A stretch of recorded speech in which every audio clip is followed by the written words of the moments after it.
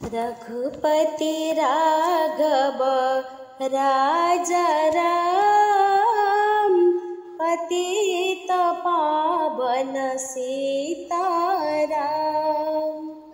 सीताराम जय राजा राम, सीताराम जय राजा राम। रघुपति राघव राजा राम, पतित पावन सीताराम। ए दुनिया रे केवल सीताराम ही अमृत नाम। तो आम समस्ते जानिछे प्रभु रामचंद्र सहित वन को अनुगमन करथिले तांकर अर्धांगिनी जगज्जननी आदिशक्ति माँ सीता। तेबे तांकर आउ अन्य तीन भौणी मध्य थिले, जे कि मांडवी, उर्मिला एवं श्रुतकीर्ति। तो तांको विषय रे आज उपस्थापना करबा पई टिके इच्छा होची।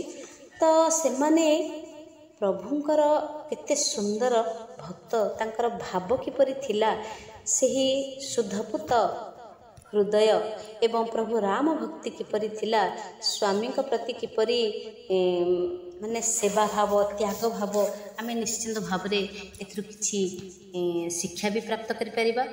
तेबे प्रभु श्रीराम युवराज पदरे आज अभिषिक्त हो जाइछन्ति। समस्त अवधपुरी उत्सव मुखर मध्य होई पड़िछि। प्रजांकर आनंद कहले न सरे, किंतु विधिर विधान देख केडे बड़ विचित्र। राति पाहिला, निश्चित भाव राजा हेबे प्रभु श्रीराम। सही समय कैकेयींकर दुईटी बରରେ माँ सीता भाई लक्ष्मण सहित वनवासी मध्य हो गले, जहाँ आम समस्ते जानिछे। राजा दशरथ हा राम कही स्वर्गवासी मध्य हो जाइछन्ति। समस्त उत्सव मध्य भट्टा पड़ी जाइछे। मामू घरू फेरी आसी भरत राजा भी हेबे कौन, से मध्य चलिले चित्रकूट, जोठारे कि तांको प्रभु थिले श्रीराम को फेरे आनिबाकू। मात्र से सेथिरे जेतेले विफल हो गले, फेरी आसले श्रीरामकर पादुका दुईटी को नहीं तांको ही सिंहासन रे स्थापना करी संन्यास व्रत धारण पूर्वक प्रभु श्रीरामकर प्रतिनिधि रूपे राज्य शासन मध्य करबाकू लागिले। तो श्रीराम का बिना अयोध्या श्रीहीन हो पड़ी थाए। अयोध्यार एपरी घोर दुर्दिन समय दिने राजा जनक मन कले, जाऊँ मो झील मानक देखिकी आसबे। तो झील घर तो पिता स्वर्ग समान। सी आ काल विलम्ब न करिकी अयोध्या जाइकी पहुँची गले। शोकातुरा समुदणी मानक सांत्वना देले।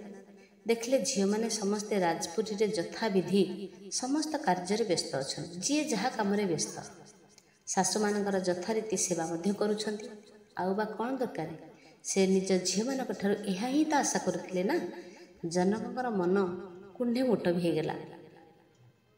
तो प्राचीन परंपरा अनुसार झील घरे तो बेसी दिन रही हेबनी, एपरिक झील घरे जल मध्य ग्रहण निषिद्ध।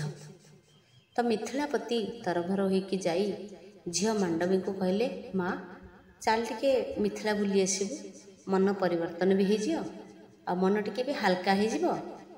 क्यों झील पुणी बाप घर जावाक चाहिए, किंतु मांडवी कहले, बापा ज्येष्ठ तो बण को चलीगले, तांका सह सुधीर लक्ष्मण आउ मो भौणी सीता भी चलीगले। शून्य अयोध्यापुरी रे भरत जी संन्यास जीवन यापन मध्य करुछंती। पुत्र विरही शाशु माने केते कष्ट रे अछंती। मो सेवा ही तो तांकर संबल ना। मु तांको छाड़ी मु किपरि तांको दुर्बल करि परिबी? मु से संबल को छाड़ी मु कुआडे जाई के आनंद रे रही परिबी? मु तांको छाड़ी कुआडे भी जाई परिबिनी बापा। थाउ मु पर केबे जाई के निश्चित भाव में बुलिकी आसीबी। आज नहले काली भी जाई पारे, किंतु ए विपद समय रे मु केबे छाड़ी के जाई परिबिनी। मु तांकर संबल, मु तांकर सेवाकारिणी। मु सेवारु जदि बहिर्भूत हो जिबी, तेबे तांकर मन रे जो दुर्बल भावना आसीबो मु कोन सही करि परिबी बापा। यहाँ पर राजा जनक जाकि उर्मिला पाखे पहुँचले। कहले, माँ चल मो सांगरे टिके मिथिला बुली आसबु। तो दुख कथा मु कौन माँ कहबिलो। ଚାଲ ଟିକେ ମନ ଉଶ୍ୱାସ ହୋଇଯିବ।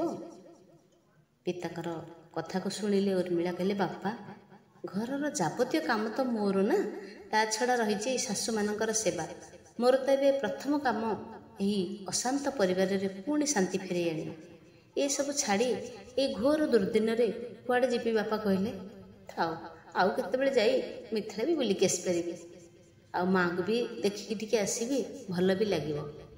ଦୁଇ ଝିଅଙ୍କର ନାସ୍ତି ଶୁଣିକି ଜନକ ଯାଇକି ତୃତୀୟ ଝିଅ ଶ୍ରୁତାକୀର୍ତ୍ତିଙ୍କ ପାଖରେ ପହଞ୍ଚିଲେ। କହିଲେ, ମା ଶ୍ରୁତି, ମିଥିଳା ଯିବା ପାଇଁ ତୋ ଦୁଇ ଭଉଣୀ ତ ମନା କରିଦେଲେ, ତୋର ତ କିଛି ଅସୁବିଧା ନାହିଁ ନା? ତୁ ହେଲେ ଟିକେ ଚାଲେ, ମିଥିଳା ଯିବୁ, ବୁଲିକି ଆସିବୁ। ମା ପାଖରେ କିଛି ଦିନ ରହିଗଲେ ତତେ ବି ଭଲ ଲାଗିବ।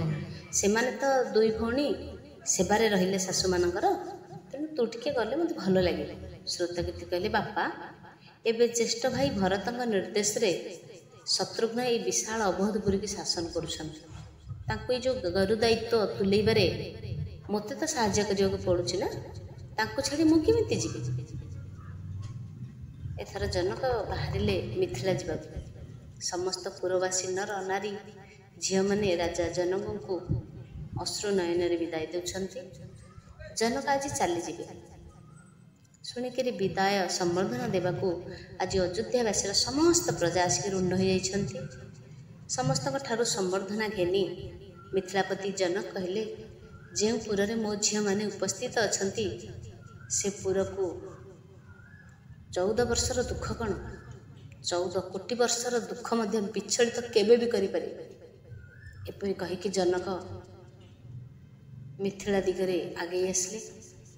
ତାଙ୍କର ହୃଦୟ ଭିତରେ ଦୁଃଖ ଥିଲେ ବି ଆଖିରେ ଲୋତକ ସେ ଝିଅମାନଙ୍କ ବିରହରେ ହେଉ, ଜୋଇଁମାନଙ୍କର ହେଉ ବା ତାଙ୍କ ଦୁଃଖଦ ପରିସ୍ଥିତିରେ ହେଉ, କିନ୍ତୁ ହସି ହସି ଅଯୋଧ୍ୟାବାସୀଙ୍କ ଠାରୁ ବିଦାୟ ନେଉଛନ୍ତି।